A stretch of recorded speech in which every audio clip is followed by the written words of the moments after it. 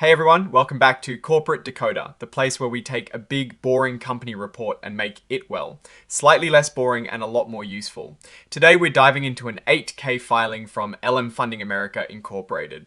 And let me tell you, this one has a few twists that are pretty interesting. So, what exactly is an 8? Think of it as a company shouting from the rooftops about something major happening that the public needs to know about right now. It is not something they file every quarter or year, but only when something significant goes down. And for LM Funding America Incorporated, they've got a couple of big things to tell us about happening around late October of 2025. First off, the company announced they're doing a big buyback. They're repurchasing a whole heap of their own stock, along with warrants that came with that stock.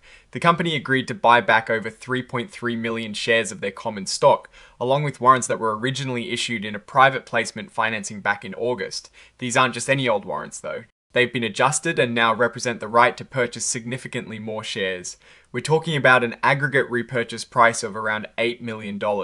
They paid $2.41 for each package, which included one share of stock and a warrant to buy about 2.19 shares. The actual closing of this repurchase happened just over the border on the 30th of October. Now, where did they get the $8 million for this massive stock buyback?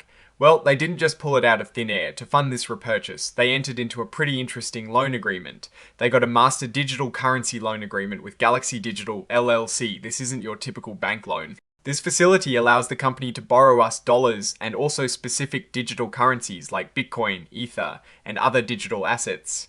These loans can be set up in different ways like regular loans, term loans, or even collar loans.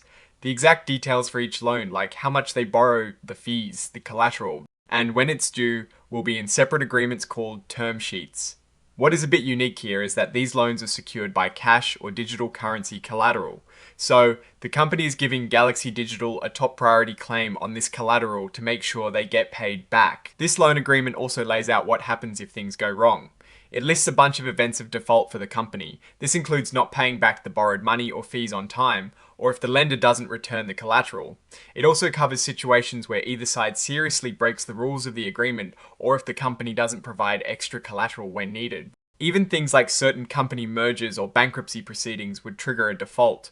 If the company defaults, the lender can demand all the money owed immediately and take whatever action is legally available to get paid. If the lender defaults, the company gets similar rights to get its collateral back. The loan agreement itself has an initial term of 1 year and will automatically renew unless someone decides to end it. Beyond default, there are other reasons the agreement can be terminated. These include losing important licenses or government permissions, serious legal troubles for the company or its key people, big drops in the company's value, or if they fail to provide required financial reports. And it seems like they immediately put this loan facility to good use on the 30th of October, just 1 day after the official repurchase agreement. But on the same day the repurchase closed, the company drew down on this loan. They borrowed a cool $11 million. What is really interesting is that they pledged Bitcoin they owned as collateral for this loan. The money from this borrowing was used to pay for that stock repurchase we talked about, and the rest will be used for general company operations. This part of the filing just confirms that the company has indeed taken on this new financial obligation, which is the loan we just discussed. It's essentially saying, yep, we owe money now. So let's think about what is going on here. LM Funding America Incorporated is buying back a significant chunk of its stock and taking out a large loan backed by cryptocurrency to do it. Why would a company do this? Well, sometimes companies buy back stock because they believe their stock is undervalued and they want to return value to shareholders.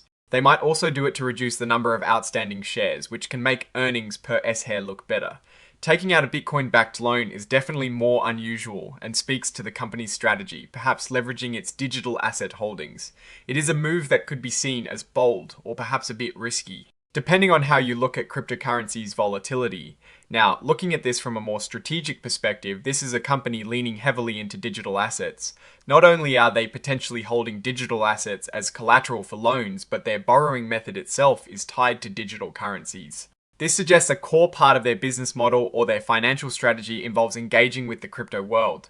The repurchase of shares also indicates a potential belief in their own company's future value, despite the risk involved with cryptocurrency-backed loans. It suggests confidence from management. A notable risk here is, of course, the volatility of Bitcoin and other digital currencies. If the value of the Bitcoin collateral drops significantly, the company could be required to provide more collateral or face default on the loan. This could create a domino effect. On the other hand, if the digital asset market performs well, This could be a very efficient way for the company to secure funding. In conclusion, LM Funding America Incorporated has made a significant move by repurchasing a large number of its shares, funded by a sizable loan secured by digital currency. This demonstrates a strong engagement with the cryptocurrency market as part of its financial strategy. While this approach could offer advantages in a rising digital asset market, it also carries inherent risks associated with cryptocurrency volatility. It will be crucial to monitor how the company manages these digital asset-backed liabilities and how the value of its collateral performs going forward. Alright, that is our breakdown of LM Funding America Incorporated's latest filing. What is your take on these numbers and what they signal for the company's future? Do you think this crypto-backed loan and stock repurchase is a smart move or a risky gamble? Drop your thoughts in the comments below if you found this analysis valuable. Hitting that like button really helps us out, and make sure to subscribe for more deep dives into company filings. And don't forget to check out our Discord community linked in the description for further discussion. Thanks for watching, and we'll see you in the next video.